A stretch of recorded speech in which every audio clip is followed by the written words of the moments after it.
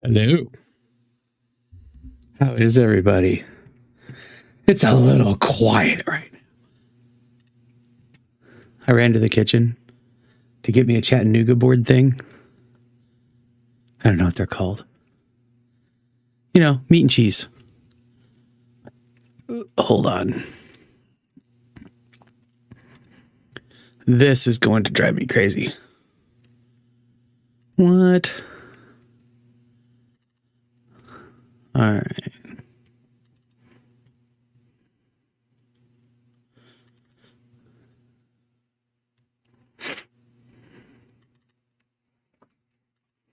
Oh, here they come. They saw me. They saw me grab the Chattanooga boards. Nope, there it is. Right there. Head on my lap. Right through the fucking computer chair arm. Of course. Let's see here. Let's go.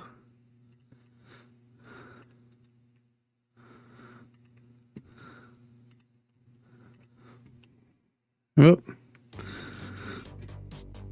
That's a little loud over here. I don't know about you guys, but let's see here. Okay, it's probably fine for you guys. Just my music's cranked. There we go. Can you guys hear that fine?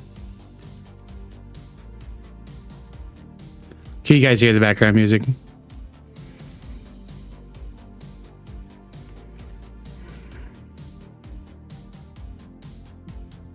No.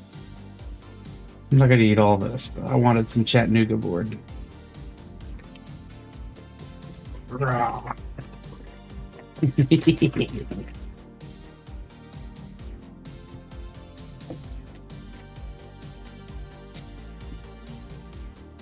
Kroger's. Yeah, I got all the cheese. All the cheese.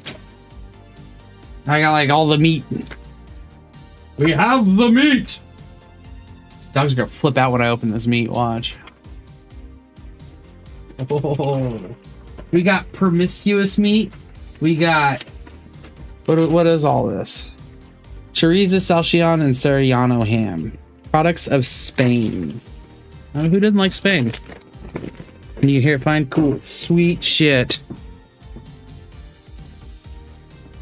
Look at this. Oh, this must be the chorizo right here. Oh my god. Oh, nom, nom. Oh fuck. The cheese tax. Holy fuck. Over here. Oh my god. Yeah. Good girl. Loki, up. Up. Come on. Up. There you go. He's a good boy. He was so worried. All right, Sif, you gotta get it. They want the meat, dude. They're like, whoa. That chorizo's fire as fuck. Here you guys go. Oh, it's just playing the one song. We don't want that.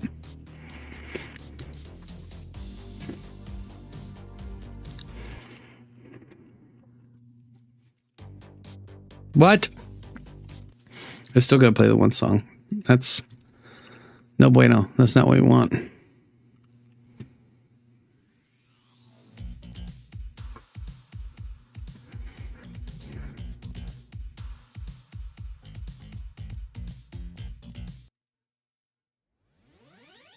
Okay, cool. There we go. Now we got shit going. The cheese tax! Alright, who's ready to watch some fucking crazy shit, huh? So, Harley was recommending this horror short film. This is as per request from Harley. It's either that one or this one of the two. But we're gonna watch both. They're two different ones, it looks like. If not, we'll just move on. No, I hit the wrong button. Wrong button.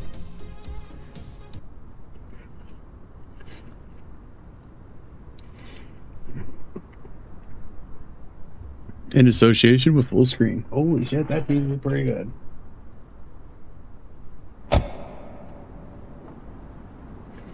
Let's go!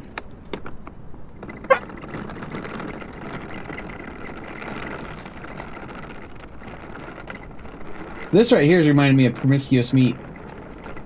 It's like Prosciutto or some shit like that, but yeah. Oh.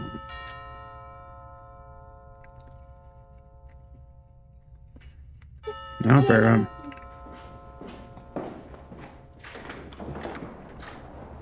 Hi, I'm Ahana. I'm here for the offsite. Of course you are. Your phone, please. It's customary for guests to relinquish their personal devices for the weekend. Christine's orders. You understand. We're private people. It's definitely the other one? Okay.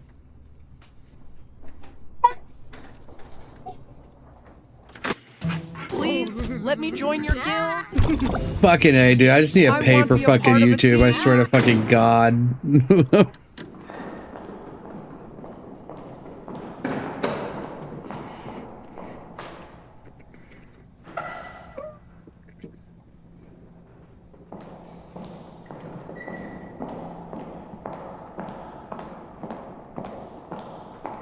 Your dogs can fuck off. This is the shit.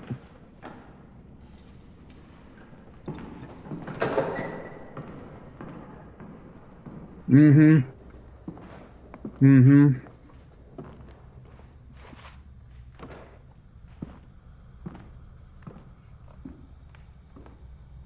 Mm-hmm. Oh, it's so good. It's so good, guys. You don't even know. Oh my fucking God. Mm. Oh. Mm. I might have to go put it up. It's probably gonna be too distracting. Or at least mute the mic, you know.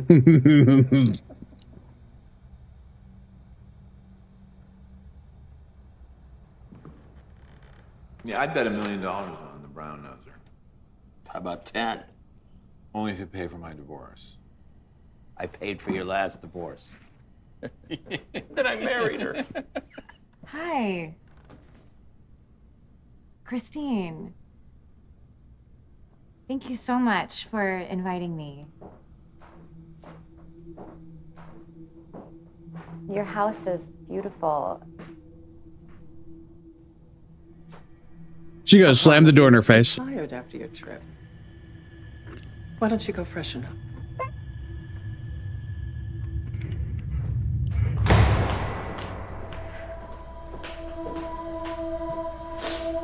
Robin might have been the one to send it to you. Send what to me?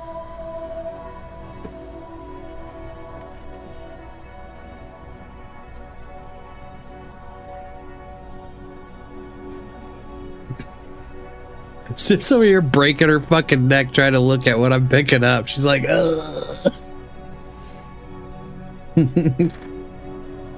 What? Oh my God.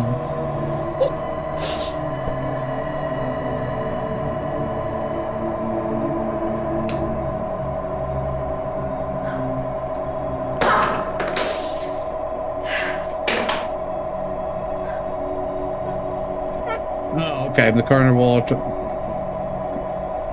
Carnivore Ultra video.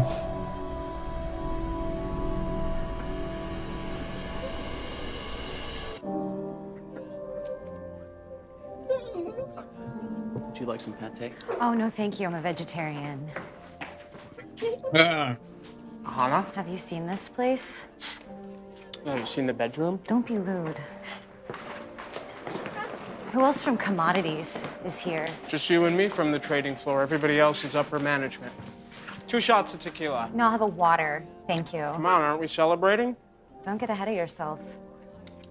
After this weekend, they are going to pick one of us to run the main book. All right? So we're going to be the big swinging dicks. Well, Lady Dick in your case. It's called a clit. Can you believe we're actually hunting? That dude's They're taking obviously this have never eat, seen kill one thing before. A little too seriously. Michael, back in my day, we used to comb our hair. Think about Phil's assistant? You give somebody a hand, they steal your goddamn wine collection. Son of a bitch. Yeah, it's tragedy. We trust these people with our lives. That's terrible. What kind of wine was it? Ahana. You know about wine? I thought it was forbidden in your religion.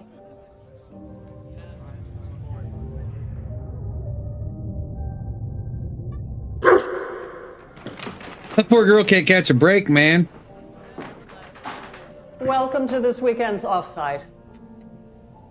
It's an annual event I personally look forward to because it's so wonderful injecting new blood into this very old firm.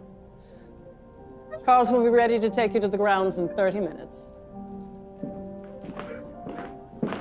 Christine, I didn't know we would be hunting. Or would you rather stay behind? Just like that.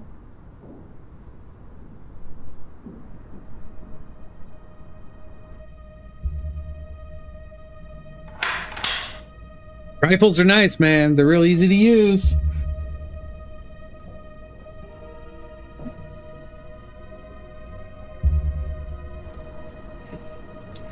Look at the chorizo, dude.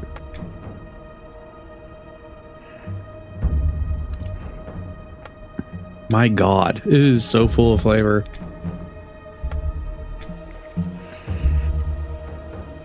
Eating a carnivore meal while watching a video called Carnivore.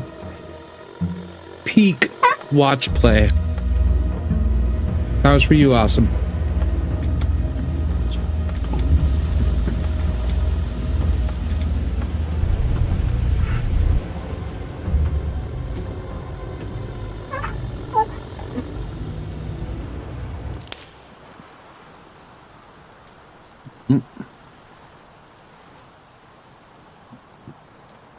It's so beautiful. You should take a picture, it'll last longer. What are you, like 5? No, I'm being serious. I've seen your photographs. You have a good eye. Thank you. Maybe you should pursue that, you know? Might be a better fit than finance. What are you trying to say? This dude. Saying there's lots of things you could do. I know you're laughing. Okay, like what? Come on, don't be so dramatic. I mean, someone with your characteristics doesn't really stand a chance in the long game, so just don't take it personal if you don't make it. Excuse me? I bet you they are hunting people. We all They're know the ones being probability hunted of by the somebody like old you group. Making it to partner. They're the ones being hunted by the old group.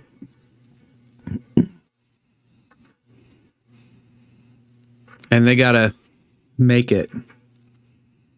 Yeah, that's what I'm guessing. It's a statistical anomaly. And then What they do you eat mean them. somebody like me? A woman, minority. Come on, you had to know you were the diversity hire when you came here, right? Hey, I'm not trying to be mean, right? I'm just stating facts. Good on you for making it this far.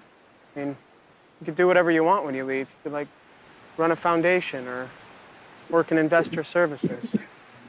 This dude's a prick. Not everybody's born for this job. We don't all have killer instincts. Hey, do you want to, like, go find a little play?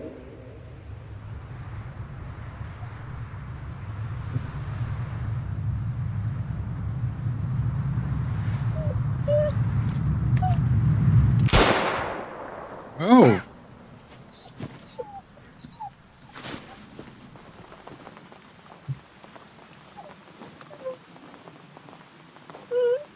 Well, okay then.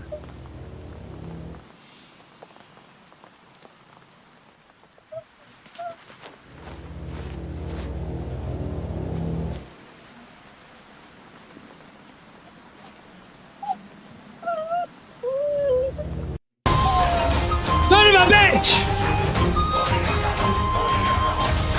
Actually, that looks kind of fun. What is this? Hi, I'm Andreas Schmiedecker. I'm the producer. Actually, look pretty good though.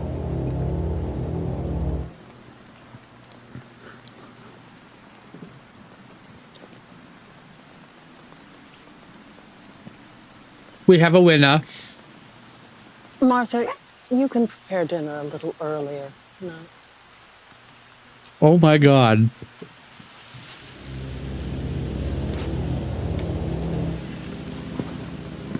Who's hungry? An excellent first kill.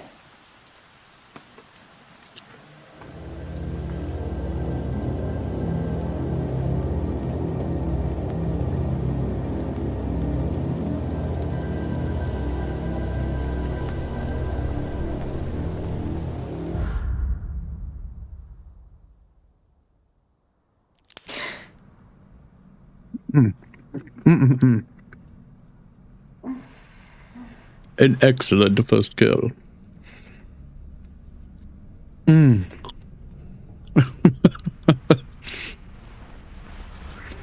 right, doggos. After this video, I gotta put it up. Loki, stop. You were just fed a piece. I didn't read off the cheeses. The cheeses are aged cheddar, Jarlsberg, creamy Havarti, and Dutch Gouda. They're all really fucking good.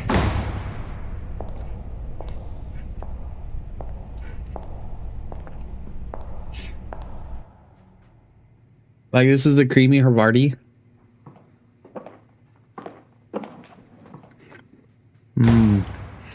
That Martha, you can prepare dinner early, killed me. I'm telling you, dude.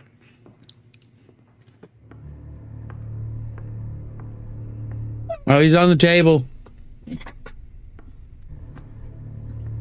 Dinner is served.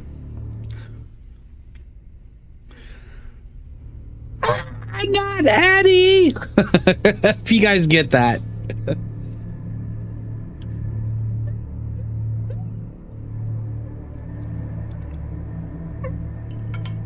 Hell yeah, I bet you that's tender as fuck.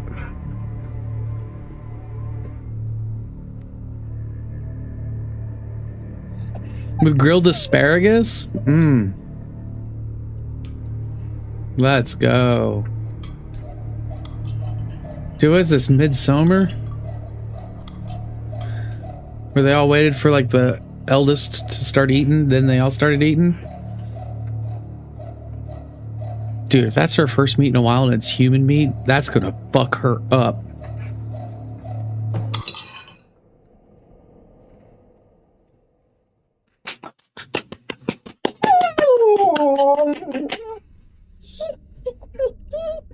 Very good.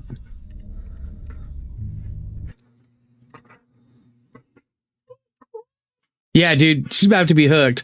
Okay, and we're not saying that, like, not saying this to be like really fucking like disgusting or anything, but we're a very addictive meat to each other. People who tend to go carnivore addicted to eating us as meat. We are very succulent and delicious. Not that I'm a cannibal by any means, but Sif, my god girl, calm down. They are fucking freaking out, man. It's my Chattanooga board, not yours. Look at this. Look at this. Gotta protect the balls as she gets up here. Hi. Hi. Here. Boom. Like. Oh, that's. I hit the wrong button. Here we go. Fucking lucky.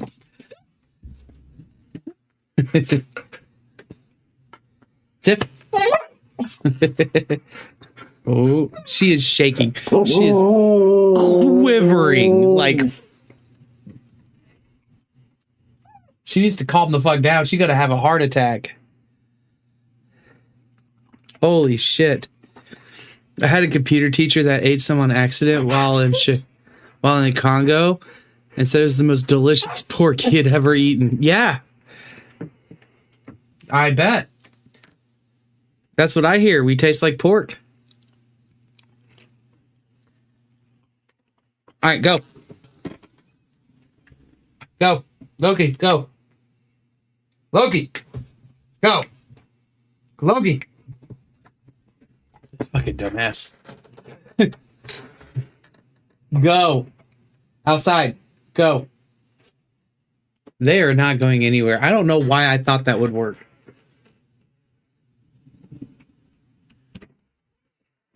Ah! I'm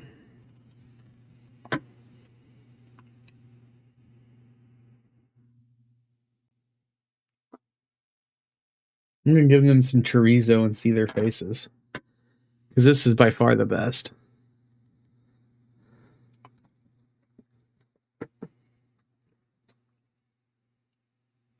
Yeah, I made a mistake. I made all the mistakes. I made so many mistakes, it's not even funny. Oh, man. Oh, man.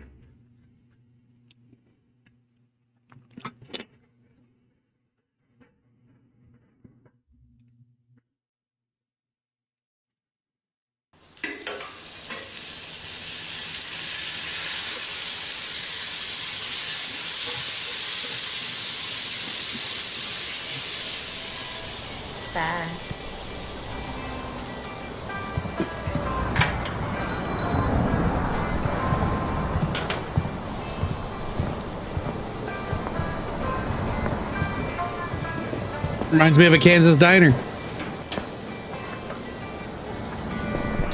For all the watchers, welcome and welcome back. Absolutely.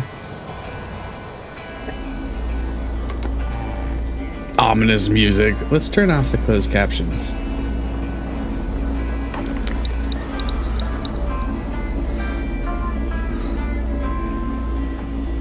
What? I'm sorry, baby brother. I know they said that you didn't do it, but it's hard not to look at you, you know, like you're,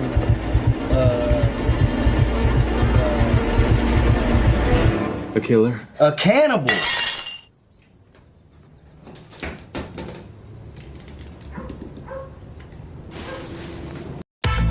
This may look like your favorite childhood crispy treat, and with delicious flavors like yummy chocolate peanut butter and classic marshmallow, it tastes like it too. But with 12 grams of protein and only 1 gram of sugar,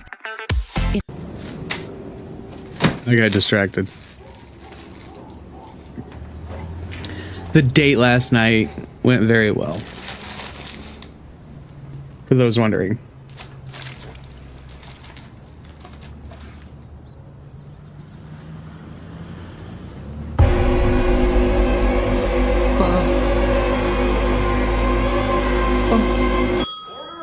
I mean, shit.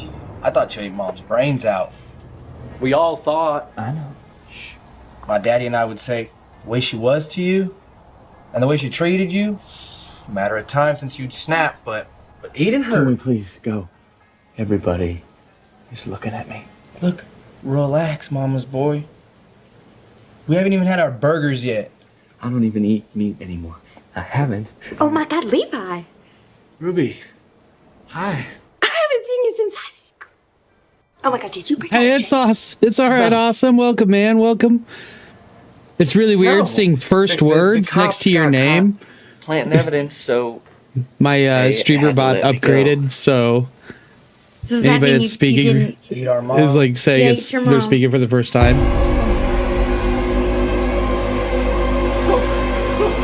The date went really well last night.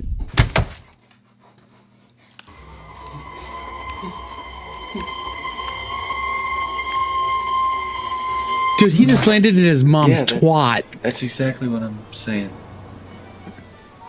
Okay. So when did you get out? Just a couple hours ago. Wait, so this is your first meal on the outside? Oh, sweetie, you're having the burger. Actually, we were recently voted the best burger in town. Wade knows. He's in here every night. Those burgers are nuts. I'm actually a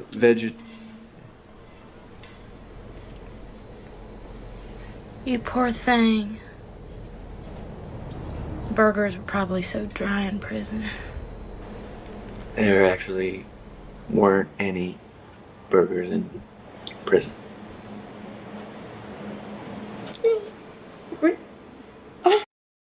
Oh, shit.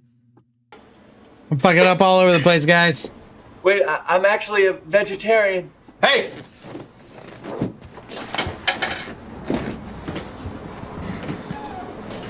I know you. You don't eat meat, huh? What? Stuff on mom's brains? No. What kind of pussy kills his own mama? I'm not a killer. You say something, Mom, here? I'm trying.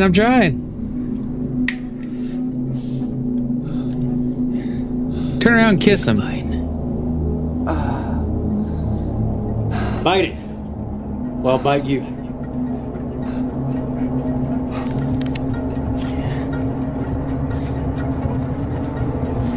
That's swallowing. See? You do eat meat. Now you're gonna finish it. Go ahead. Hey! Marshall, Randy, cause some trouble out there? Yeah. Sit back down, I'll bring you some burgers in a minute. Fine. I'll see you soon. Later, Wade. Marshall. What the Randy. fuck? What a friend. Levi? Oh. Oh. Hey. How are you? Those guys didn't give you any trouble now, did they? Nah. It's fine. I'm fine. He was fucking petrified, that poor guy. Yeah, just got out. Of the closet. You two homos know each other? Yeah. Bo used to come over after school, and you'd round us up, call us the Dixie Chicks. Dixie Chicks. Enjoy your burger, Wade. What the fuck? Hey, you know what, man? I saw a fly land on Yeah, the it sky. tried Let me to go explode back on you. Oh no. Oh, no, don't worry about it. No worry at all. It's on the house. I'll be right back. We'll catch up, okay?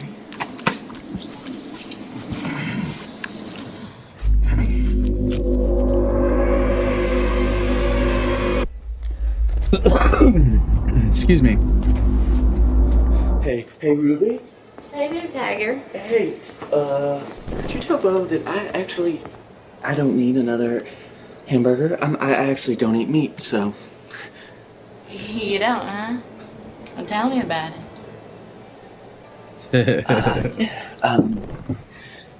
Well, up until a few minutes ago, I hadn't eaten meat since. But those jerks just made me do it. Well, don't mind them. I like you.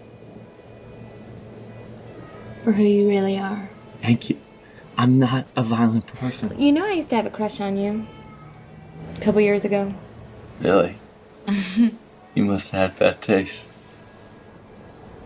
I hope not. I'm just joking. So, can I ask you something? Sure. What was it like? Prison. Scary. Is she pouncing? I mean, What the fuck's wrong with her forehead? What's wrong with her face? Mama? Or is it like? Or is that like fake steam? You joking? Mom, Levi, I can handle it. I don't believe it. What? Oh my god. Oh my god. Huh? What'd she do to deserve it? She mouth off? All right, folks. It is time Hey, for Michael our Knowles. absolute biggest But please deal no. of the year on Daily Wire Plus. That is 50. I love Michael Knowles. He cracks me up. She get on your last nerve? She just begging for it. Ruby. I bet you just want to shut me up. Ruby. Crack me open. Taste my own. I'm not a killer. You sure about that?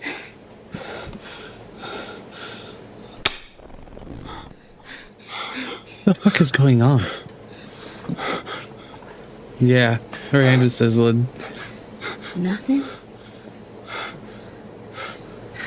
Pussy.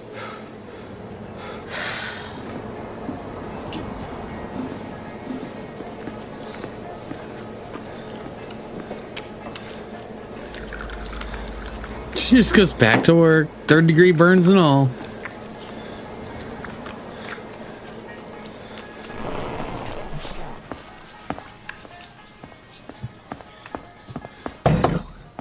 No. Wait. Please. I need a burger. I need a burger. What? You already had a burger. You just had a burger. How long does it take to get some service around here? I need a burger. Everybody is acting insane. Maybe it's just you, mama's boy. Wait. I'm here because I'm innocent. But everybody is treating me like I'm some kind of monster. I'm not a monster. Wait, I am your brother. Half brother. And you're the little bitch that killed my mom. Why don't you just admit it? I know what you are. I didn't. I swear to God, I didn't. You just keep lying.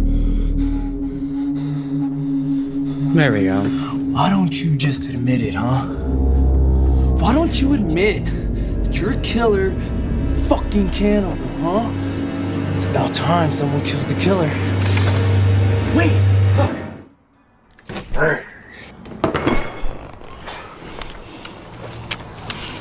This is reminding me of that turducken episode from Supernatural. They're only dangerous when they're hungry. This one more than most. What the fuck is going on? Well, you're right about this town. Everyone has gone insane. Please, don't fuck with me, okay? Don't fuck with me. No, really, all of them.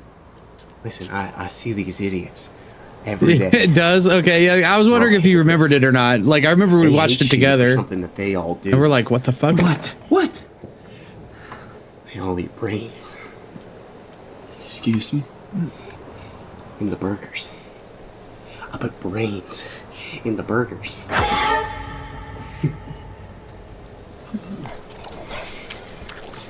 Watch this. Hey, Carl!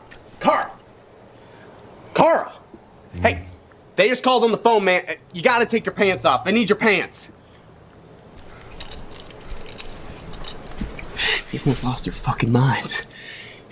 Carl, they don't need your pants anymore.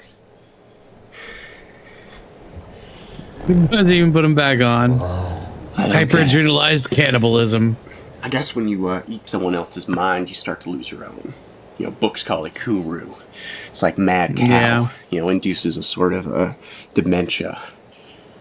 More and more with every bite. All of them. Oh, no, don't worry. I made yours special, but theirs. I mean, this fucker eats burgers for every meal. Half the time I give him raw meat, doesn't even fucking notice. What are we saying? Hey, this is good news, man. You remember how much shit these idiots used to give us? All the jocks, all the teachers, all the parents that used to loathe us. You were innocent from the beginning, but they were so quick to hate you. I just gave them a taste of their own medicine, and now they're all just a bunch of mad cows. Bingo. It's beautiful, isn't it? Best part is, you and me, we don't eat the brains. Welcome to jail, Smurf. Wait, put me in that cell. Huh? This L is for VIP Hero Wars players. You gotta be at least. We keep our minds sharp while theirs ooze out of their ears. I get most of my brains down at the morgue, but some of them are free range, but they all deserve it. Did my mom deserve it? Yeah. Try it. It's Yeah, so she good. did. Come on, man. You always said you hated the way that she talked to you. Like you were an idiot. Oh, wow. Don't be. Sorry, guys. Jesse came in with something. Here we go. Oh, wrong one. Always hit the wrong button.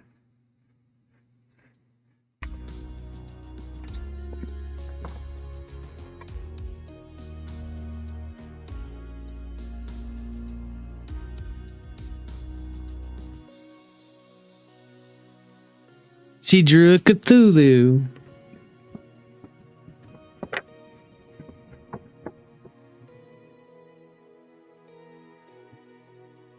That's the best I could do. She says that's the best she can do. I don't think so, but that's pretty fucking good. We're gonna put that right here. Or not. It's too big. Harley. She's getting pretty damn good. Yeah, she is.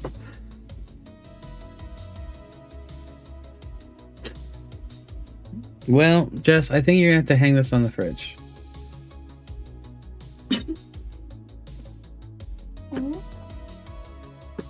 I got an idea. Okay. We're gonna have to frame it, and we'll put it on one of those doors back there so you can see it in the stream. We need a frame, though. Like right here. Yeah, we can do that.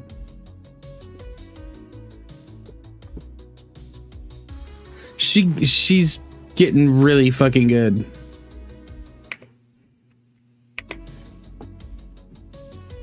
What do you think of that? Okay. Hey, that's my toe. You want to take this to the fridge? You feel soft. This. That was very soft. Feels really comfortable. You like your Cthulhu though? I do. I really like the Cthulhu. That took me. That Jarlsberg cheese is my favorite so far. This one. Mm.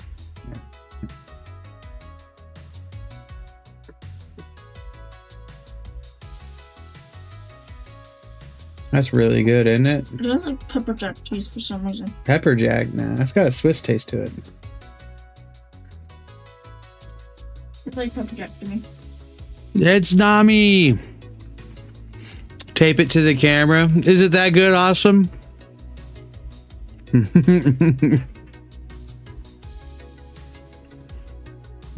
What? You want something to say? He said tape it to the camera. So if I tape it to the camera, You won't be able to see my. that's what you would see.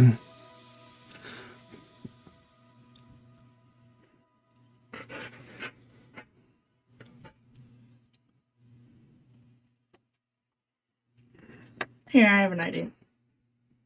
What's the idea? Nothing. Okay. I don't know. I guess we'll see.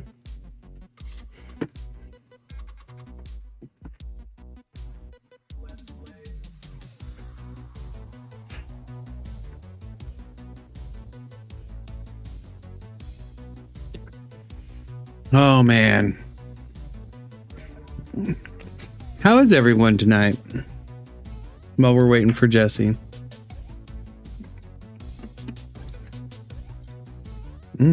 What's going in next? I got me some new juices because the old juices just did not have a flavor at all. It was driving me crazy.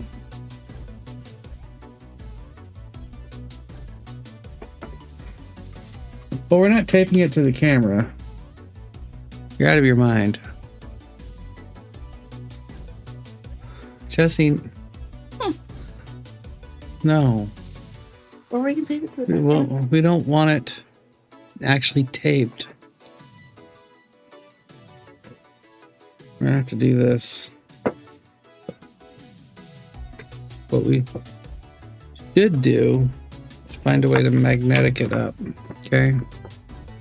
This would have like ruined some shit. Okay. You know, just tape stuff up. I want to put it in a frame and hang it. Okay. So it stays good forever. Not just for a little bit or until it needs to be taken down. Okay. Does that make sense? That's what I'm saying. Put it on the fridge for now, because then it can hang and look really nice until we do that.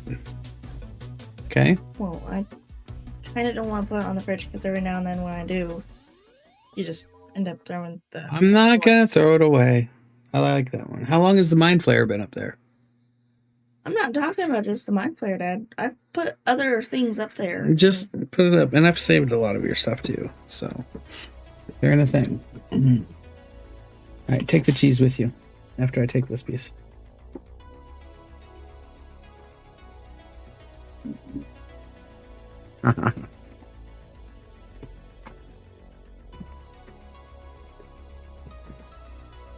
After he says take one piece. I take 3. All right. We both know you never would. All right, we're gonna get back to this. Mm-hmm. That was really nice.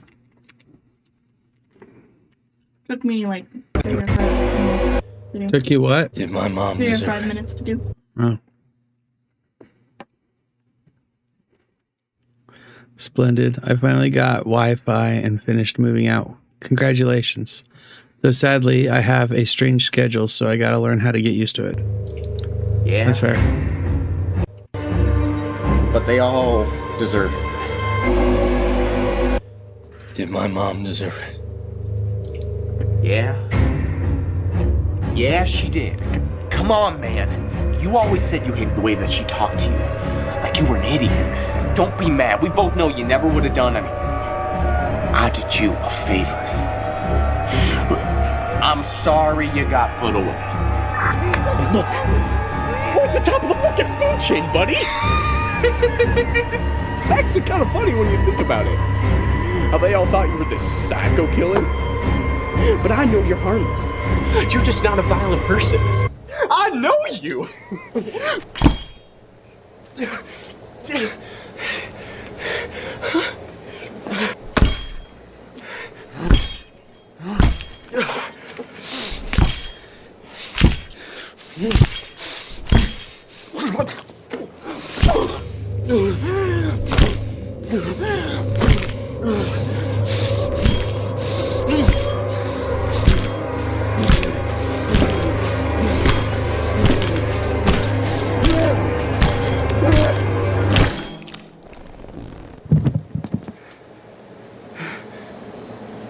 Well then, all right.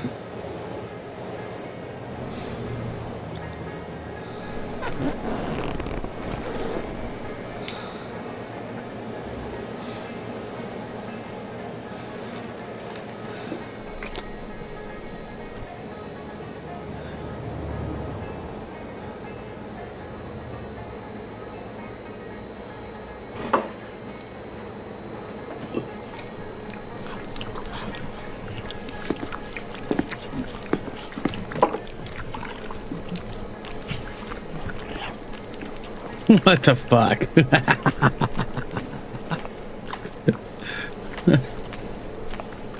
That's obviously Braid too.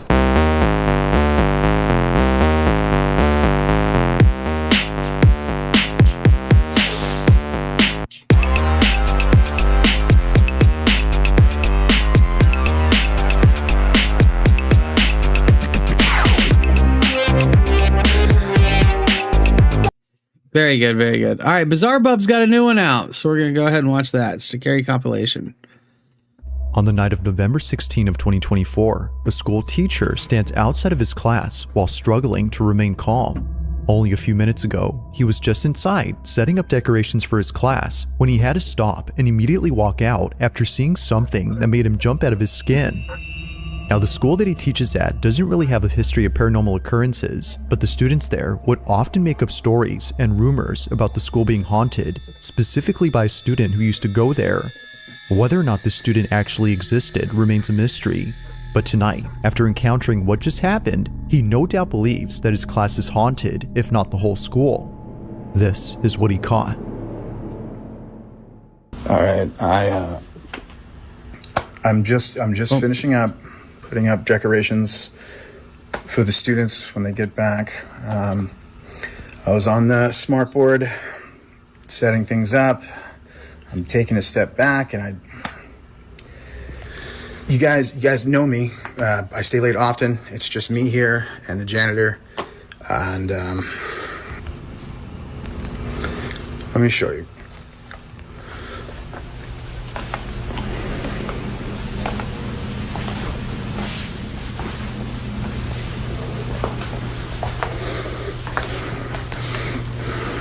Do you see? Do you see?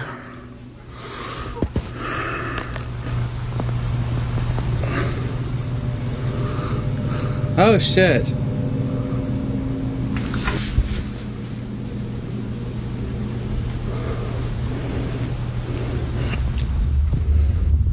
I mean, is that not a kid sitting right there?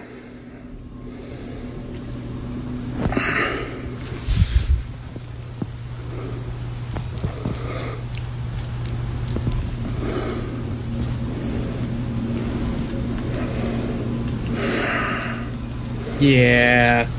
Let's see. Oh fuck, that breeze feels good as fuck.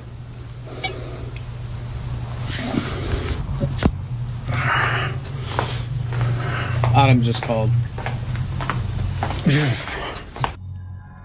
It appears that someone is sitting at a desk towards the back of the class while facing the board in front of it. Now, just for reference, this is what it usually looks like when there isn't someone occupying a seat. Nothing stands out because clearly nothing is there. But somehow, either someone or something appears. It's hard to make out any specific features, but there's definitely an outline resembling that of a child's, as viewers noted. Because of this, the instructor believes that the spirit of a former student had come to see him. However, they had come way too late to class. Now, it's worth noting that a few months ago, the school had an accident involving someone who went there. It isn't certain, but the following footage might be related. What's happening? See, but they just put a girl in the back. I don't like that, The man. I don't like specifics of kids what being occurred are hurt. unknown, but according to a source, the student had unfortunately passed away only days after the accident. Ever since then, the kids at the school would come up with rumors saying that the girl's spirit haunts the building. If that's so, then this definitely makes what was captured a whole lot more interesting. But of course, I'll let you come up with your own judgment. Was a ghost caught on camera? Or might there be something that could possibly explain what was captured? As always, let me know what you think down below.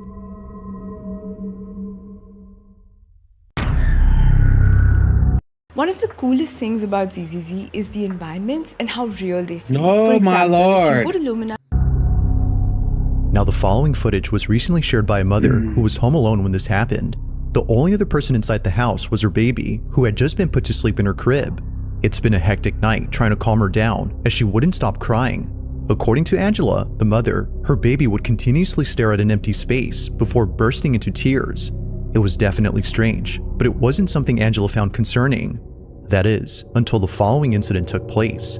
At around 10 at night, Angela is woken up by a notification on her phone, alerting her that a person has been classroom looked detected in the back uncomfortably patio. familiar. She immediately checks the security camera outside her house from her smartphone to see if maybe her husband was back from work. Instead, she sees this.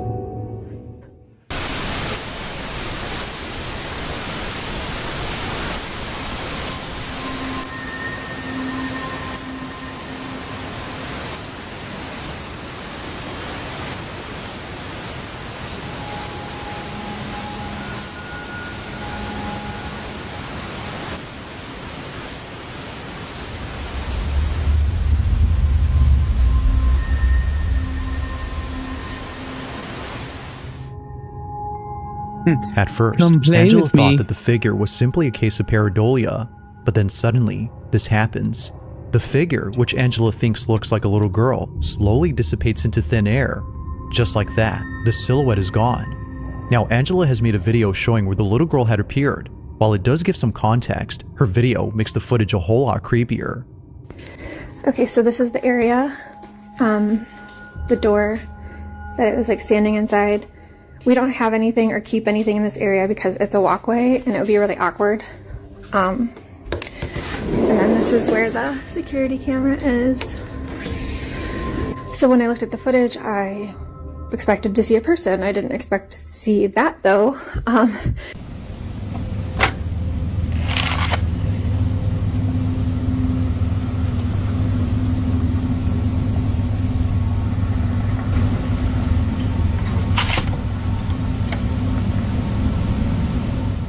It's the fact that Angela shows what it looks like if someone were to be standing at the door that makes the footage creepier. If Angela's body wasn't able to be seen, as she demonstrates, then how is this clearly apparent? They, or it, just stands there completely motionless. While she doesn't know for sure if this was something paranormal, she now knows what it was that her child was looking at. She believes that this had been responsible for making her baby upset. But of course, you be the judge. Was a ghost caught on camera, or had something else been captured?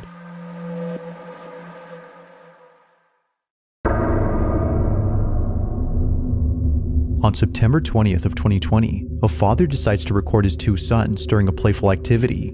Both his kids are engaged in a playful wrestling match, with each one trying their best to beat the other. It's a tied match, as it looks like neither one can win the game. Well, that is, until one of them gets distracted. It's unclear as to what he's seeing, but his full attention is given. In fact, he's so distracted that his opponent takes this opportunity to beat him. Although capturing his loss on camera, something else was captured that neither the kid's parents could explain. While looking at the video he took, the father sees this. A ver.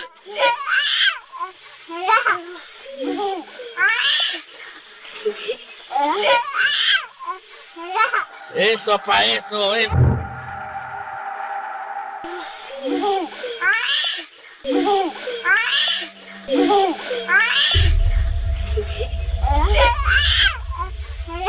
Eso pa eso. As the father sees that his son is fixated on something, he points the camera to where he is looking, but he doesn't see what it is that's so captivating. Whether he missed it or it simply was not visible, the camera had caught it. In the closet, a face is captured, but like something out of a nightmare, it doesn't move and stays completely still while seemingly staring at the camera. Whatever this is just stays in this corner, but when the father pans the camera to the same spot after turning away momentarily, it's no longer there. Although taken in 2020, there hasn't been any further info on this clip, yet still, no info is needed to make this footage any creepier. While there has yet to be any updates, viewers continue to speculate as to what exactly was inside this wardrobe.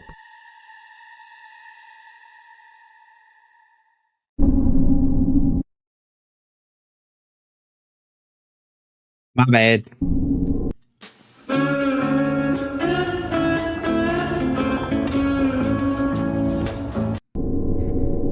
In the following video, a couple of friends are standing outside a building that hasn't been occupied for years. Nothing about this building had stood out to the friends until they saw this.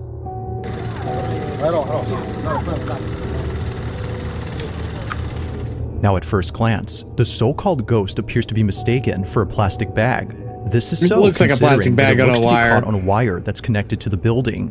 But as the video plays out, the notion of this being a bag suddenly becomes questionable. If this had been nothing more than a piece of plastic, then how does one explain the following? As all friends continue to watch the alleged bag, this happens.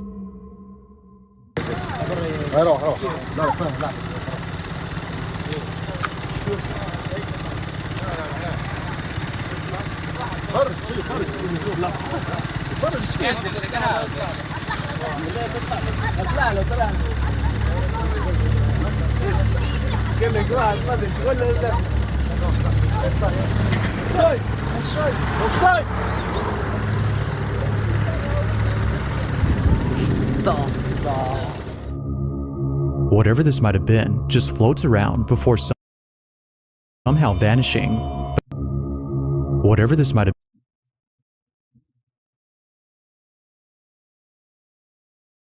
I'm not sure if you guys can see that, but it's popping up clear as day on my screen. There is a fucking It's a cloaked figure wearing like some kind of white sheet around their face area. It's pretty fucking definitive. Woo. Woo. I can see it. I don't know if you guys can. Ben just floats around before somehow vanishing. And then that was this clear cutoff right there. Oops, I went back way too far. Whatever this might have been just floats around before somehow. That's like a fucking hard line. Vanishing, but it does this only after the friend started calling out to it. There, it's looked as really if fucking it was good right hiding there. away from them. Now it could very friend started calling out to it. It's as if it was hiding, but it does this only after the friend started calling out to it. It's as if somehow vanishing, but it does this only after the friend started calling out to it. You guys seeing that? It's as Oh yeah, if straight it was up hiding hoax. away from them. Now it could very well be that its movement was merely a coincidence that occurred when they shouted, but despite that, it doesn't explain how it just disappears into nothingness. For this reason, the group believes a ghost was on the roof of this abandoned building. Nah, Ghost or not. That's straight up someone wearing a black cloak with a white sheet over their face, and they're fucking moving behind like a black wall or something. Straight up. Neither viewers nor the group could explain just how exactly this white object vanished without a trace. Well, you're welcome. Like I'm most here, videos, Bizarre Bub. there has yet to be a 'cause definitive explanation for Jesus what was Christ. caught.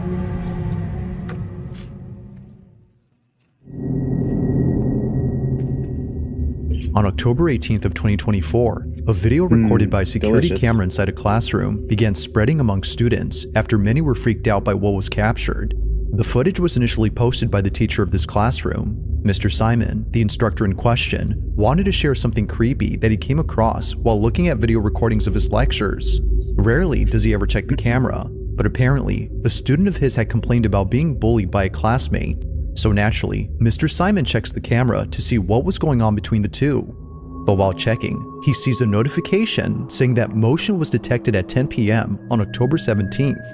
Now this was odd, considering that school was closed during this time. He checks the footage, expecting a thief or a janitor to appear. But instead, he ends up seeing something that scares the living daylights out of him. This is what he saw.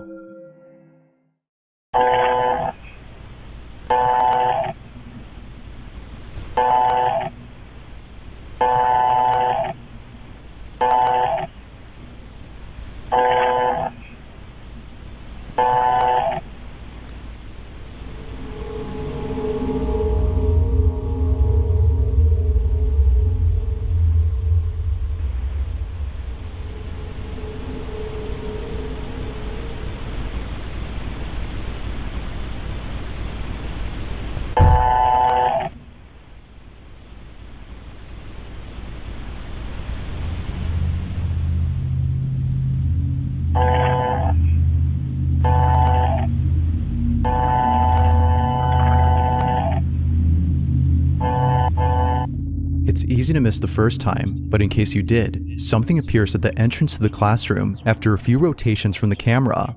It's pretty faint, but it's there. The camera seems to notice it as it stops moving and stays pointing at the figure. But when it sees it, the figure just seemingly vanishes. The misty apparition, as Mr. Simon calls it, is no longer present throughout the footage. Or at least, that's what he thinks. Because according to viewers, the reason as to why the camera keeps on moving is because it's still picking up the supposed ghost that was seen. Wherever the camera points is where it's at, it's just not visible. But despite whether or not the mysterious figure was still present, Mr. Simon is fully convinced that something otherworldly had appeared. To this day, he has no idea what exactly was inside his class and wonders if the camera will ever see this mysterious figure again. Just what was inside Mr. Simon's class?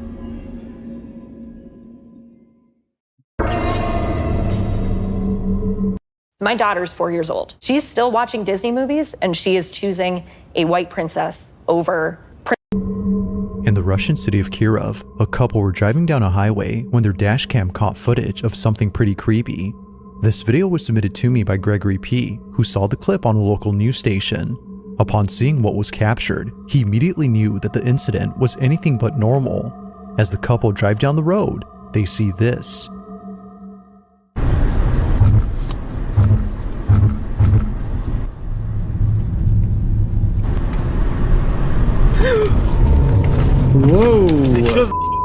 Там мужик на дороге стоял. Yeah, I'd be gutsing too. Out of nowhere, a mysterious silhouette shows up in front of the car. Its sudden appearance was startling enough that the woman driving swerved upon seeing it. While it may seem like someone was actually standing there, something about them has led viewers to believe that this figure was no person at all, given that they, or it, doesn't flinch upon seeing the approaching vehicle, and also that they just manifest out of nowhere. It's believed that this was paranormal. Although it's hard to say for sure if that's so, at least it's certain that most viewers think something unexplainable was captured.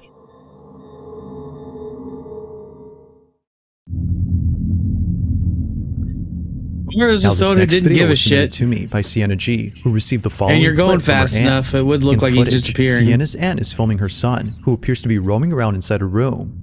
Although initially thinking that her aunt had sent her a cute video of her little cousin, Sienna soon felt that something was off about the clip. It wasn't obvious at first, but upon watching it the second time, she instantly got chills.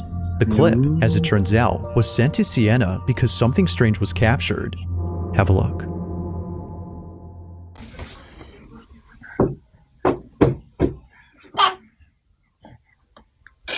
How mommy take out the stuff look like this?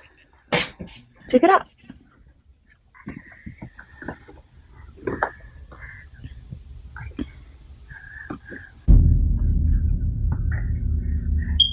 Oh no, the cat. Come on. Oh my god, the fire alarm. That's the worst one. The fire alarm chirp. As Sienna's aunt films her son, she catches something passing by in front of the camera, but it's really quick when it happens. At exactly 17 seconds into the video, a dark silhouette emerges from the left side of the screen before making its way across the room. By slowing the footage, one can see that something distinct is moving past the camera, but it's also when you slow the footage that the video gets even more creepy. Looking at the figure frame by frame, you'll notice that it has a full torso and also what looks like an arm. However, one thing is missing: its head. Despite moving pretty fast, we can still make out what looks like a body, but nowhere in sight do we see a head. This fact alone is what spooked Sienna and her aunt upon looking closely at the clip. If no one else had been inside the room, then what was this? A definitive answer to this question has yet to be given. If you caught something creepy on camera, or if there's any ghost videos you'd like me to check out and include in the next compilation, you can send them over to scaryvideos444@gmail.com. That being said, let's get back to the video. In the following video, a young girl plays with a pair of glasses while mom and dad talk in the bedroom. It appears that no one else is around except maybe their pet dog, but according to the mother who sent me this clip, there is no way that her dog was responsible for this creepy incident. If no one else was present in the kitchen during this time, as she states, then what was this?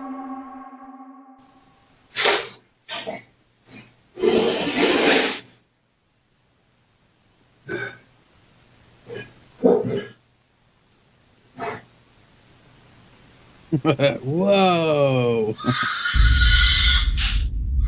Hey. You sound like you're thinking that shit. Hey, Bo. Come here.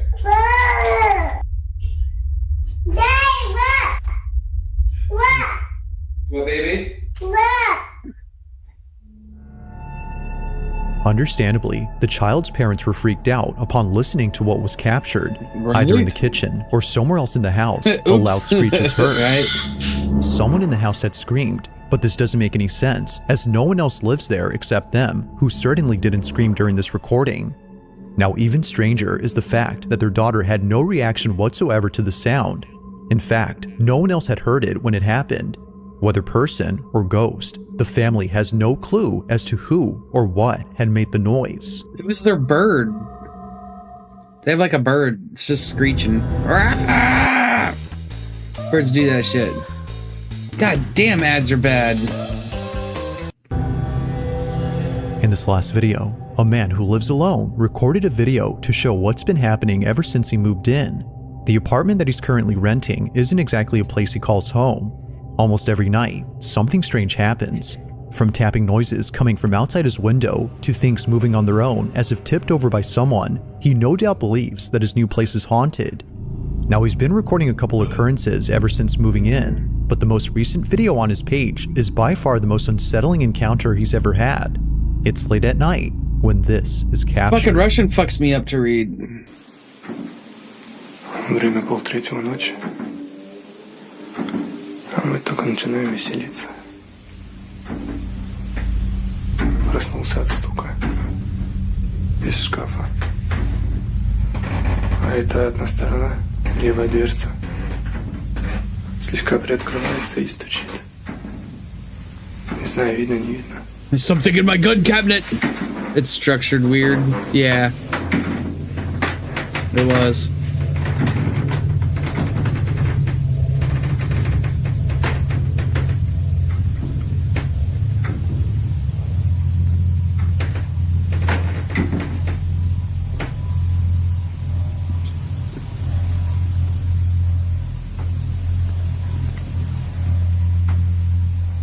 Oh, but it flies open. No? What about a good knock?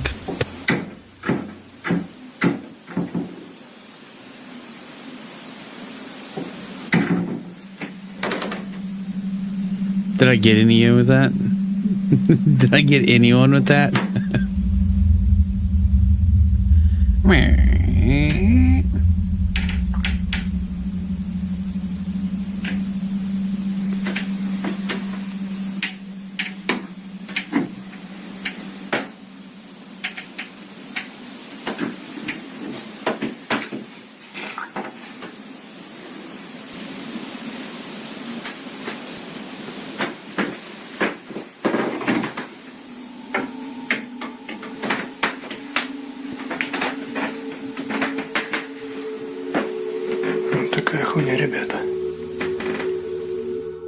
It goes without saying, but the man was on edge throughout the whole night. Thinking that someone was hiding in his wardrobe, he walks over with caution, but this wasn't necessary, as eventually he finds out that nothing was inside. Or so it seems. While nothing in particular stands out except for some moving hangers, viewers believe that a presence of some sort was actually in there. It just wasn't visible to the naked eye. Whatever presence might have been there has definitely spooked the man, but regardless, this alone was enough to send him out of his place and into a new one. No further videos have been posted since then, but until new footage is released, this one remains a mystery. Are you guys hearing my chair squeak? Thanks for watching, and I hope you enjoyed. Also, if you haven't already done so, please subscribe and make sure to hit the bell icon so you don't miss any uploads in the future. Also, be sure to check out the official TikTok account for this channel. That being said, until next time. It this whole time. Probably need to lube it.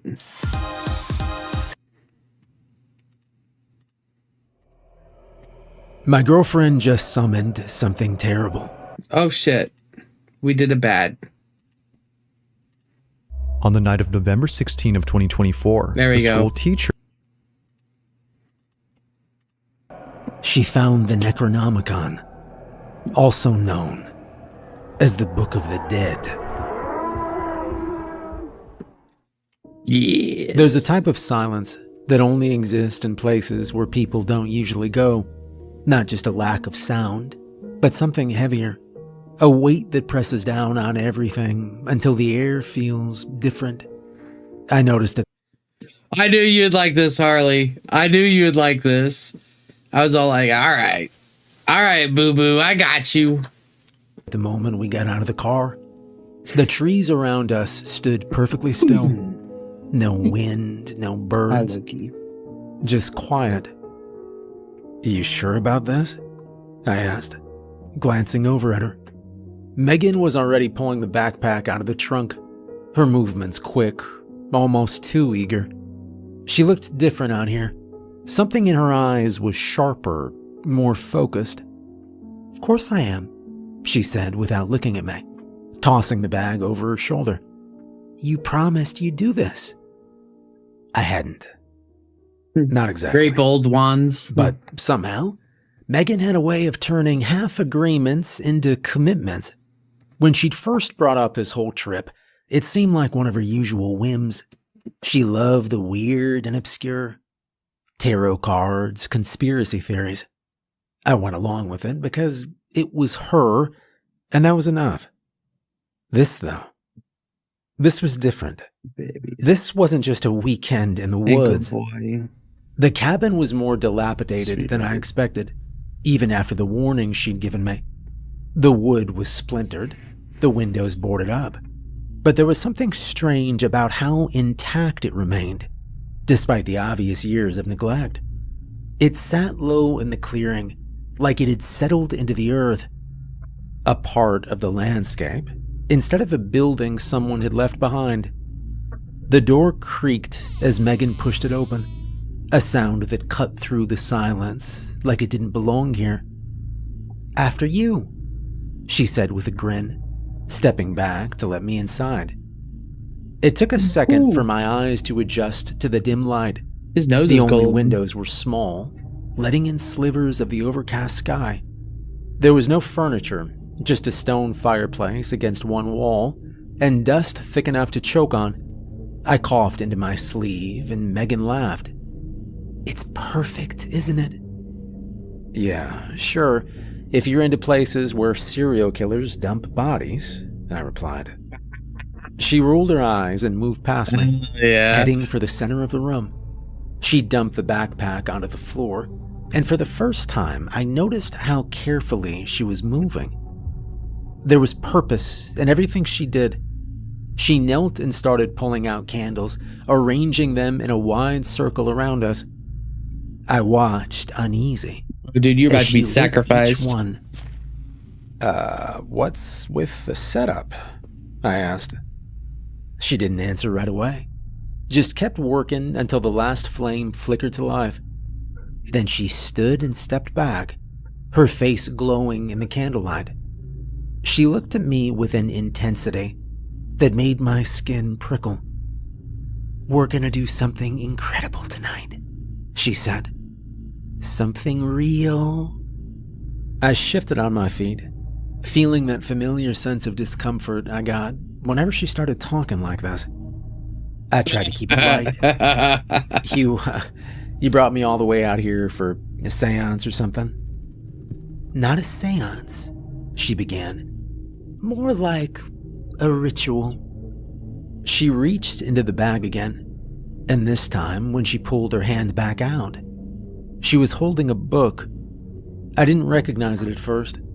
It was old, that much was obvious, with cracked leather binding and pages that looked fragile enough to crumble at a touch. But as she held it out to me, I felt the air in the room change. It was subtle, but I really like this art that they're using. Like, I usually like their art that they use. It's probably all AI art, but fuck, this shit looks cool, doesn't it? Undeniable. "What is that?" I asked. "Open it." Her voice was quiet but firm. I hesitated. "Where'd you even get this?" Her lips twitched into a small smile, but she didn't answer the question. "It's called the Necronomicon." The word sounded strange coming from her. She usually laughed at stuff like this, movies about ancient curses, paranormal documentaries. But now she was very serious. Good enough. "I mean it, Megan. Where did you get this?" "It doesn't matter," she replied. She stepped closer, pushing the book into my hands. "What matters is what's inside." I Don't fuck up in a real bad way. Rough under my fingers. "You expect me to believe this is real? Like actual real?" I asked. "Like really Her real?" gaze didn't waver. "Just read it, please." I swallowed, feeling a sudden dryness in my throat. Something about the way she was acting made it hard to refuse, even though every instinct told me to put the book down and run out of there. But then again, I'd never been able to say no to her. I thumbed through the first few pages. Harley, I'm going to hand you a book made out of human flesh and written in blood. And it's got stretched face across the cover. What do you do? It's not his girlfriend, lol. She's for the abyss. She's for the streets. She's for the abyss. To the void with you, wench. Barely able to make out the words. They were in a language I didn't recognize, full of strange symbols and shapes that seemed to blur if I stared too long. This doesn't make any sense, I said. I can't read this. Not yet, she said softly. But soon. Keep going. I flipped through a few more pages, my unease growing with every turn. The symbols question you'll have to answer very carefully. Pulsing on the page. I wanted to close What's that the book, question? but something made me keep going. My eyes started to catch on certain shapes, and a word, just one, started to form in my mind. I heard Megan whisper something under her breath, a sound so faint, I wasn't sure if I was imagining it. What did you say? I asked. Her eyes were wide, fixed on the book. It's working. I didn't know what she meant by that. All I knew was that the air in the cabin felt even heavier now, thick with something I couldn't explain.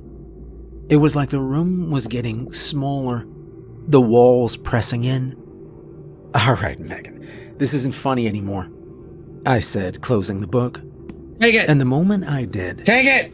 The strange tension in the air eased a little, but not completely. I need a real Necronomicon. Look, let's just go back, all right? Her smile faded, and for a second she looked almost disappointed. But then she stepped forward and took the book from my hands. But we only just started, she said. You have to trust me. I didn't want to trust her. I didn't want to be here anymore. But something about the way she said it, I don't know, the look in her eyes, it was like she believed, really believed, that whatever was happening was something important. I don't know, something bigger than us. She knelt down inside the circle of candles again and placed the book carefully in front of her. Her fingers traced over the cover, and for a moment, she just stared at it, like she was waiting for something. I stood there, unsure of what to do, when she began to speak. At first, it sounded like gibberish, those same strange words from the book slipping off her tongue like she'd practiced them for years. The more she spoke, the more I felt that same pressure in the room again. The candles flickered, casting weird shapes across the walls, and the air seemed to pulse with every word. I wanted to tell her to stop, but I couldn't get the words out. I just stood there watching as her voice grew louder, more confident, and then without warning, she just stopped. For a second, everything was still. I could hear my own breathing, louder than it should have been. And then I heard something else, a faint sound, like a low rumble, coming from beneath us. Megan, what the hell is that? She didn't answer, just stood slowly, her eyes fixed on the floor. The sound grew louder, a deep rhythmic sound, like something moving underground. Fuck, the door slammed shut because the wind scared the shit out of me. Pressing in. Holy fuck. Okay, that's enough. Oh my god. Now. But Megan didn't move. She just stared at the floor, her expression unreadable. The sound grew louder, more insistent, and I could feel it vibrating through the soles of my feet. Megan, I said, grabbing her arm. She jerked away from me, her eyes finally meeting mine, and there was something in them I didn't recognize, something wild, almost frantic. You don't understand, she said. This is what we wanted. The hell are you talking about? We need to go, I replied. Before I could finish, The ground beneath us buckled with a force that knocked me off my feet. I hit the floor hard. The sound, whatever it was deafening now, filling the whole cabin. I scrambled to my feet, but Megan was still standing there, completely still, her eyes locked on the center of the room. I followed her gaze, and I saw it. The floorboards were splitting apart, slow at first and then faster, the wood groaning as something pushed up from below. I didn't wait to see what it was. I grabbed Megan's arm and yanked her towards the door, but she resisted. "Let go," she said. "I need to see this." "Are you crazy? We need to get out of here now," I said. But she didn't listen. She turned back to the widening crack in the floor, her face illuminated by the flickering candlelight. And then, as if in response to her gaze, something began to rise from the darkness. Can you put the dice bag in front of the door, please? It was impossible to make out at shut. first. Just a black shape pushing its way up through the floorboards, shifting and moving like it was alive. Same the book. room filled with a stench of decay. "Megan, come on," I said, but my voice was barely audible over the deafening noise. The thing in the floor was growing, spreading outwards, tendrils of darkness reaching up towards the ceiling. I could feel it pulling at me, a force so strong I had to fight to just stand up. Megan, though, she seemed completely transfixed. She stepped closer to the thing, her face pale in the candlelight. She whispered something again, those same strange words, I think. And for a moment, it was like the thing was listening to her. And then, with a sudden burst of movement, one of the tendrils shot forward, wrapping itself around her leg. She gasped, but she didn't scream, her eyes wide as the thing began to pull her towards the crack in the floor. I ran forward without thinking, grabbing her arms and pulling with everything I had. The force was stronger than I expected, like trying to pull her from quicksand. "Let go," she cried. But I didn't listen. With one final desperate pull, I yanked her free, and we both tumbled backwards, crashing into the far wall. The thing let out a sound, an inhuman sound, and then the crack in the floor snapped shut, as if it had never been there. For a moment, everything was still. Megan and I just lay there, the candles flickering around us. My mind was racing. There were no answers, no explanation, just the sense that whatever had been unleashed wasn't gone. "Okay, we need to leave now," I said. But a strange smile spread across her face, slow and almost childlike. "Did you see that? It worked. It actually worked." I grabbed her arm harder than I intended. "Megan, what the hell is wrong with you? We're getting out of here now." But she jerked her arm free, laughing softly. "Get out? Why would we do that? Don't you understand? We did it. We brought something through. This is what I've always wanted." I just stared at her. "Are you hearing yourself? That thing almost killed you." "But it didn't," she said, stepping closer to me, her eyes wide. "It wanted to show us more. Don't you feel it? There's more here. We're just scratching the surface." My heart sank. I didn't know what had happened to her, but Megan wasn't the same person I thought she was. There was a wildness in her eyes, a hunger I had never seen before. A low rumble sounded beneath us again, quieter this time. It was still there, whatever it was. "We have to find it," Megan said, her voice barely a whisper. "We have to see what's waiting for us down there." No, No way, I am not going down there, and neither are you. But Megan didn't seem to hear me. She moved toward the far wall, the one next to the fireplace, and began running her hands over it, searching for something. Her fingers found the edge of a small door nearly hidden in the shadows. She pried it open, revealing a narrow staircase that led downward into the dark. "Basement," she said, as if the word held all the answers. My mouth went dry. I didn't want to go down there. But before I could stop her, she grabbed a half-burned candle from the floor and ran towards the stairs. She looked back and grinned at me, and then she disappeared into the darkness. I followed her. God help me. It's a bit ridiculous. I followed her. The air down there was damp, heavy with the smell of mold and rot.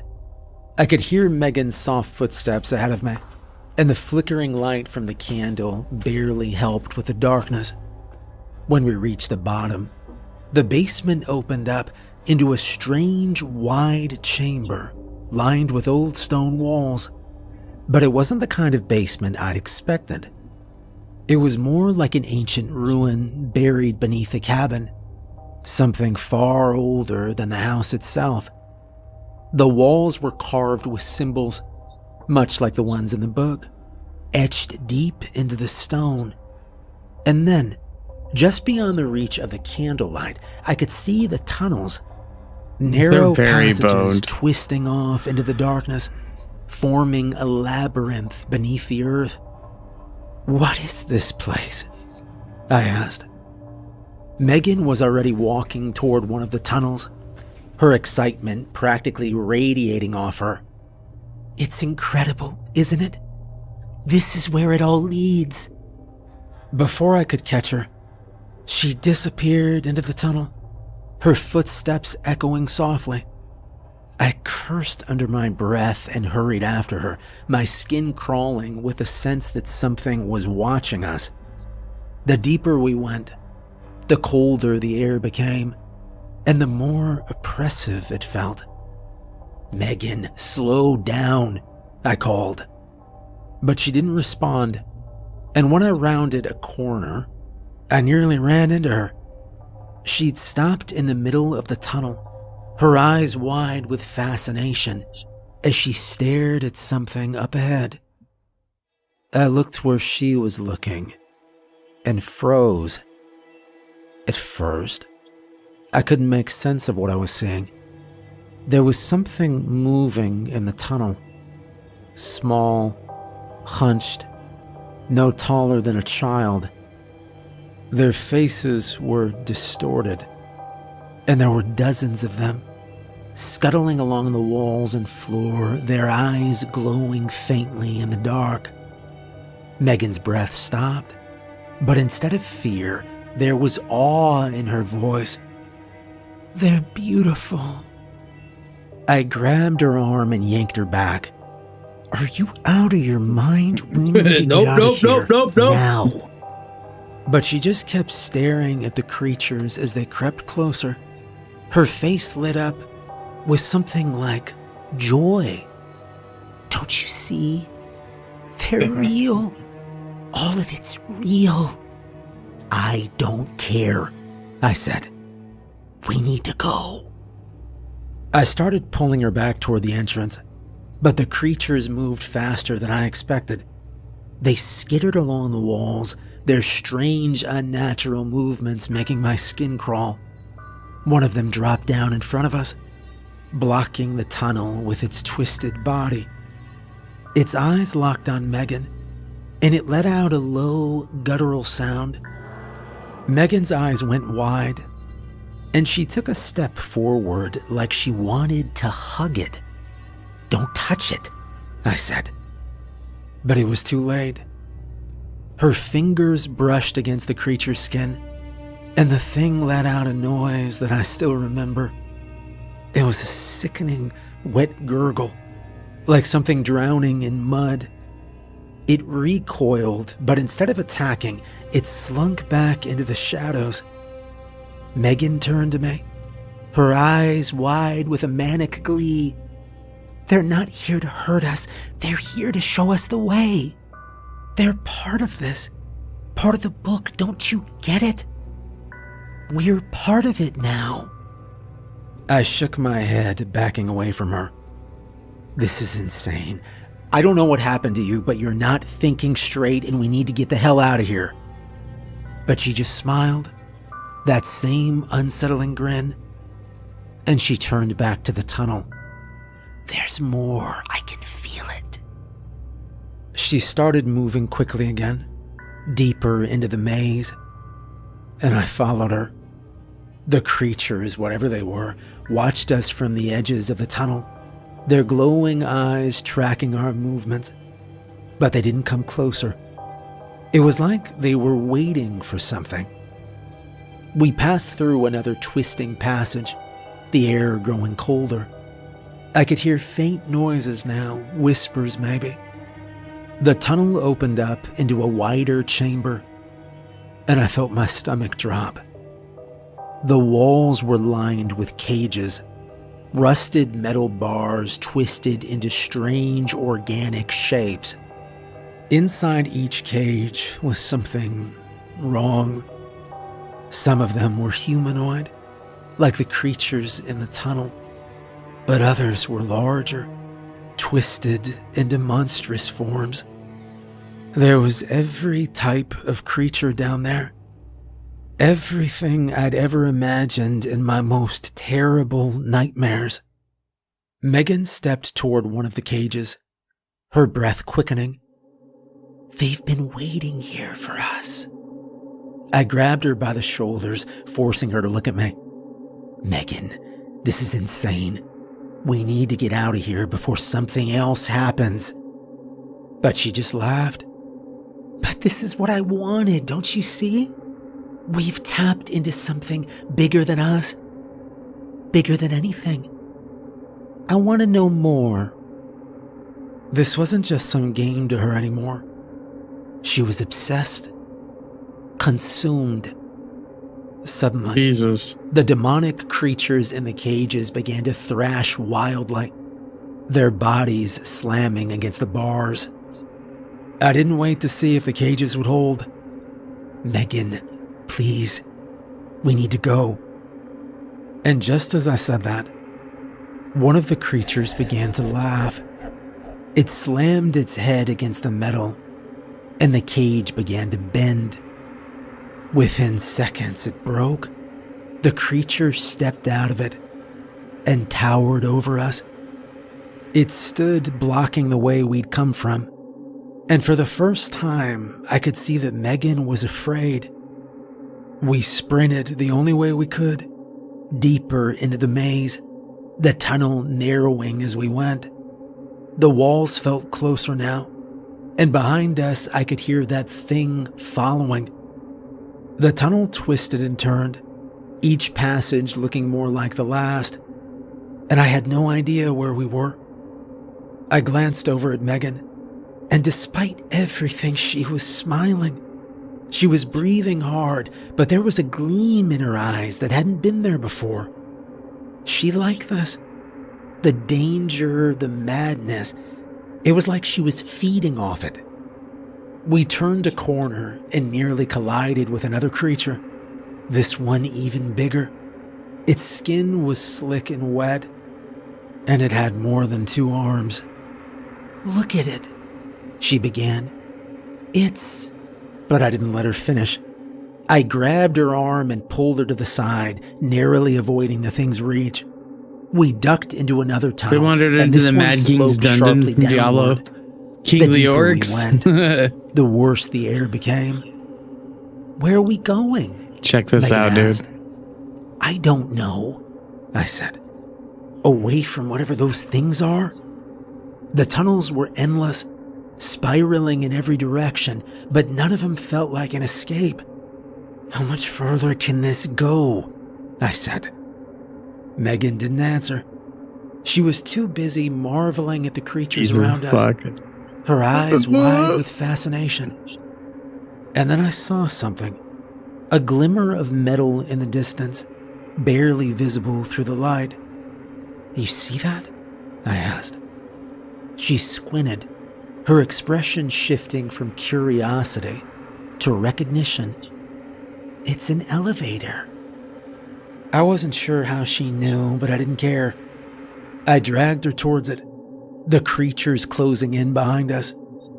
The tunnel opened up into a small chamber, and there, standing in the center, was an old rusted elevator. It looked ancient. It had a grated door and a crank on the side. "Get in, this has to lead back up," I said. I yanked open the door and the metal screeched in protest. The platform was barely big enough for the two of us. I pulled her inside and slammed the door just as one of the creatures lunged at us from the tunnel. I turned the crank as fast as I could, the mechanism groaning as it began to lift us up. The demons gathered at the base of the elevator, their twisted faces pressed against the grate, eyes glowing as they watched us rise. I kept turning the crank, my arms burning. The elevator creaked and groaned, but it kept rising, pulling us away from the nightmare below. And Megan was still smiling, her eyes locked on the creatures down there. She looked almost disappointed as they faded from view, like she was losing something she cared about. "I can't believe we found this. We've seen them. Do you like that?" She said. I didn't respond. I'd had enough. I just kept cranking the elevator, praying it would get us out of here before something else went wrong. We ascended slowly, the walls of the shaft closing in around us, and the wails of the creatures faded into the distance. Did you like the plague doctor mask? But the further up we went, the more I wondered what was waiting for us at the top. Please, let me join your guild. I want to be a part of a team. I know you are a fake. The elevator shuddered as we continued our slow ascent, the walls creaking and groaning like they might collapse at any moment. Megan was still staring down. Oh, she seemed disappointed. She wanted to go back down there. "You don't understand," she said. I would wear that. "We were so close to something incredible." I didn't say anything back. The elevator jolted as it reached the top, and I let out a shaky breath. I shoved the grated door open, and Megan stepped out first, still holding that damn candle. The cabin seemed different now, darker, even though we were back on the first floor. But I didn't care. We were getting out of here. I was not staying in this place 1 second longer. "All right, come on," I said, grabbing her wrist and pulling her toward the front door. She followed, though her steps were slow and reluctant. We made it to the porch, the cold night air hitting my face like a splash of water. Freedom. It was right there, just a few steps away. The car was still parked at the edge of the clearing, and our escape route was waiting. I took 1 step forward, but my foot hit something solid. It was like I'd slammed into an invisible wall. I stumbled back, confused.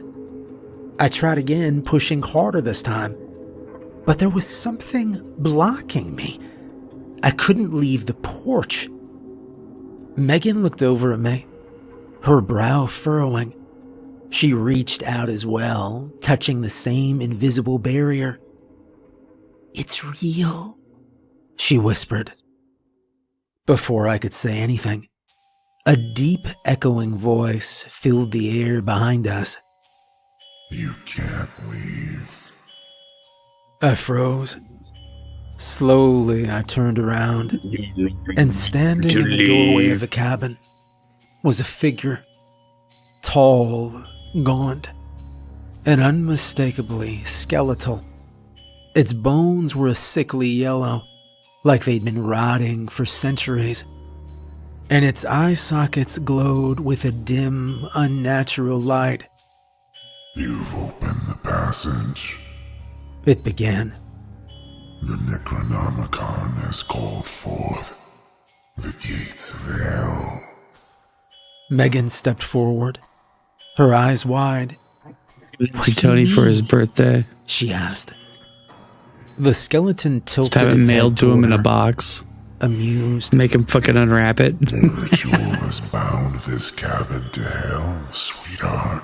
Put it on a spring so it fucking jumps at him when he opens the box. And so I'll pass on the death babies. you must stay behind. Forever. The word echoed in my mind like a death sentence. Stay forever in this place. Megan turned to me then, her face full of sweetness. Oh, honey, you understand, don't you? I know you'll do the right thing. You always do. She reached out, resting her hand on my arm, her eyes glistening. I won't forget your sacrifice. I stared at her, my mind spinning. Sacrifice. She actually expected me to give up my life here. I called it. It was a sacrifice. Hell so she could go free. She smiled at me. The same smile that had made me think she was so sweet, so smart, so perfect when we'd first met. I thought about it. How beautiful she was. How enchanting she'd seemed when she pulled me into her world. How she'd made me feel special, you know? Like I was part of something amazing. I need those babies. But Watch then out, again, Harley. all this shit was her idea. She was clearly insane. And let's be real, I'd only known her for 3 weeks. My gaze hardened as I looked over at her. The smile faded from Megan's face as she saw that look in my eyes. Wait, she began. But before she could finish, I kicked her right in the chest. She had it coming. And I sent her flying into the doorway Yeah, she of the did. cabin. She hit the floor with a gasp, right at the feet of the skeleton, and she looked up at me in total shock. The skeleton's bony hands reached down, gripping her shoulders. Megan's eyes widened in fear as the creature dragged her further back into the cabin. Help me, she began, but her words were cut off as the air itself seemed to ripple. The cabin began to groan and shudder, the walls twisting and warping. I watched as the floor beneath Megan cracked open, a fiery red light spilling out from the depths below. The thing dragged her into the heart of the cabin. The walls began to twist, collapsing inward, as if the entire structure was being sucked into hell. Megan's last scream echoed through the night as the cabin and everything inside it was swallowed up. Felicia! And then silence. I stood there on the porch, staring at the empty space where the cabin and my girlfriend, well, ex-girlfriend now, I guess, had been. The only thing left behind was the book, the Necronomicon, lying on the ground where Megan had dropped it. I walked over to it slowly, picking it up. The leather felt warm in my hands, like it was pulsing with some kind of life. Without thinking, I turned and walked toward the shed near the edge of the clearing. Inside, I found an old shovel. My hands still trembling, I began to dig. The earth was soft, and the hole came together quickly. Deep enough. It had to be deep enough. When the hole was finished, I dropped the book into it, watching as the dirt filled the space, burying the Necronomicon beneath the earth. When I was done, I packed the dirt down with a shovel, and I wiped the sweat from my brow. There was another cabin nearby, just a bit deeper into the woods. I knew the place well. It was a party spot where teenagers came on weekends to drink, the kind of place people forgot about after summer ended. Nobody would find the book here. At least that's what I told myself. I leaned on the shovel, staring down at the freshly dug hole. The night was quiet again, as if nothing had happened. And for the first time since we'd arrived, Good luck with that, bro. You should have used concrete or molten iron. Yeah, no shit. Now, this all happened years ago. I don't like to think about it much anymore. The cabin, Megan, the book. But sometimes it creeps back into my mind, especially on nights when the air feels thick and heavy, like it did in that clearing, when the woods get too quiet, when the darkness around you feels like it's pressing in. After I buried the Necronomicon, I left. I didn't go back to my apartment. I didn't go back to the life I'd had before. How could I? I packed a bag, got in my car, and I just drove. No destination. Just away. I figured if I stayed on the move, I'd keep ahead of whatever we'd unleash that night. I could feel it wasn't over. I could feel something coming for me. The nightmare started a week later. Visions of Megan being pulled down into the earth, her face twisted in terror, her screams cutting through the sound of cracking bones and roaring fire. A couple of years after I disappeared from the life I used to know, I heard rumors about strange things happening near that cabin. Weird disappearances. People talking about strange creatures in the woods. But I didn't go back. Not for anything. I tried to forget. Then about a year later, I saw a report on the news. Some kids, a group of teenagers, had gone up to the woods to party. The same woods. The reports didn't mention the cabin specifically, but I knew exactly where they'd been. The local authorities found their bodies scattered in pieces, torn apart like animals. The reporter kept his voice steady, but the footage in the background told a different story. Bloody, ragged limbs, blank, staring eyes. Whatever had killed them wasn't human. And then, they mentioned the one body that was never recovered. One of the kids had survived, at least for a while. Witnesses, people who lived nearby, said they heard someone screaming long after the others had died, screaming and laughing like he'd gone mad. He'd fought back, or so they guessed. The police combed the area for days, but all they found was blood. Lots of it. I forget that kid's name. Adam, Aaron. I know it was an A name. Anyways. You fucked up, AA Ron. The cabin. The unspeakable violence. It had all started again. I knew it.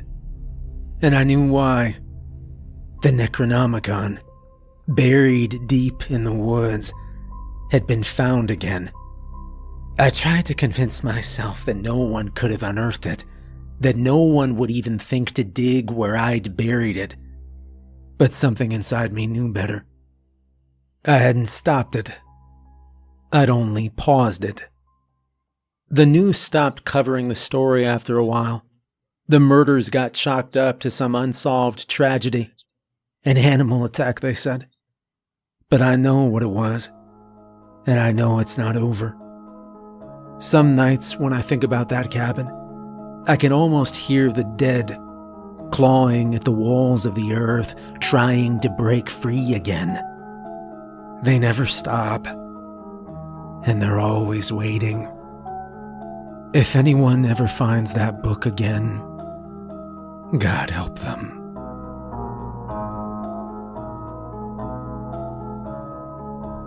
I fucking told you to use concrete. Yeah, no shit. Hey, I hope you enjoyed the video. And if you like true scary stories, Really we just did, started a dude. second Like, channel I love called the way you tell Lighthouse, stories. where I tell true scary stories on camera every single night, 7 nights a week at 8 p.m. New York time. We have some crazy true scary stories over there. I thumbs up that, right?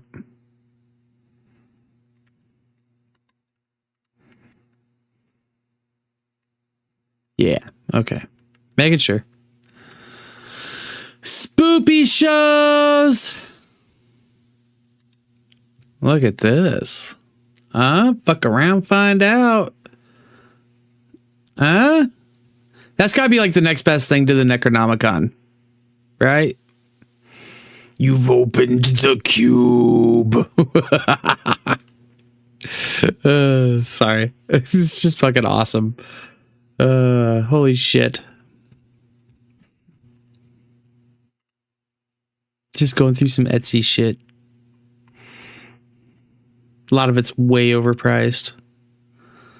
Like, ridiculously overpriced.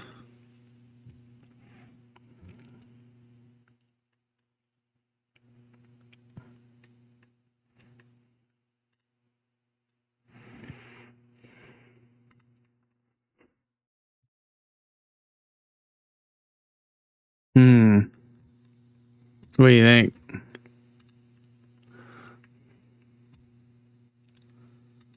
Well, I think that about does it for me tonight. I hope you all enjoyed all that, and